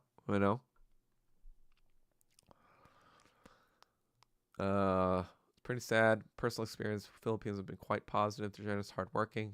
American knows Marcos. Yeah, exactly. Yeah, and I do see a lot of that. Like, yeah, the loudmouth people in fucking from the Philippines, they don't represent the people. There's a lot of like very hardworking Filipino people. Saudi Arabia, Middle East cheats, exactly. Hexeth was just in Vietnam. I don't know what that was about. Argentina, king of the South American cheats. APAC was just in Taiwan. Yeah, I don't know. I don't know what's going on. Doug, have you heard what the Singapore PM said recently about the China-Japan diplomatic spat? Oh, well, I don't know. Singapore is just retarded. It's just kind of like, you're really going to piss off China when you guys don't make shit. Like, Singapore's industry is all about finance. They're the finance capital, kind of the Southeast Asian area. And if you piss off China, well, guess what? All those partners that they have in ASEAN, they're probably going to be like, you know what? Maybe we should move all our shit to the Shanghai Stock Exchange now, because that's what China's going to say. If you want to do business with us, now you got to move your shit over to our stock exchange, not theirs. And then Singapore is going to be like, oh, wait, no. Whoops. Sorry. We didn't mean that, guys. We didn't mean that. we apologize. We apologize. But yeah, that's what I think about that. Anyway, Asians hate equally. Brito, yeah, he's a fucking weirdo. Now London is New Delhi. Lamau. Singapore got rich from collecting fees from Chinese shipping to the Malacca Straits. What you say, LA? Wait, what's that? What you say, LA? What does that mean? All right, it's been 2 hours. I know I didn't put up the link, but I'll check it anyway. I'll check the NGL since I always do. In case anyone wants to ask me questions, even though no one has for the past like 5 or 6 times, I always check it. Just in case. Nope. No one asked me questions. Alrighty then, unless anyone has any other questions, that's going to be it for me today. I feel like had a little fun today. Oh, what you say, la? What you say, la? What you say, la? God, I fucking hate like Singapore and people who talk like that, especially in America. I'm like, get the fuck out of my country. That's kidding. When I went to Singapore, you know what I saw? I saw like this like group of people singing like Christian praise songs. It was like the American kind of like evangelical shit. And I was like, what the fuck is this? What the fuck is this? This is like fucking LARP. This is LARP City. This isn't Christian like shit. This is like fucking white Christian, white American like LARP. I was just so pissed. And then like I was walking through the streets of I think it was like down Orchard Street or whatever in Singapore. And I saw all these fucking street like performers playing like top 50 songs. I was like, do you guys not have any fucking like self-respect and like culture of your own to like fucking play? Like, this is fucking retarded. Like, you guys have no fucking balls. Get the fuck out of my face. I just don't have, I did have some, I did talk to some people in Singapore that, it wasn't all bad. There were some smart people there. So I can't say there's like no smart people about geopolitics in America. So I guess like, okay, they win there, right? They win. They have some smart people that I talked to. But I was like, the rank and file, the average person, I'm like, you guys are cucked to the max.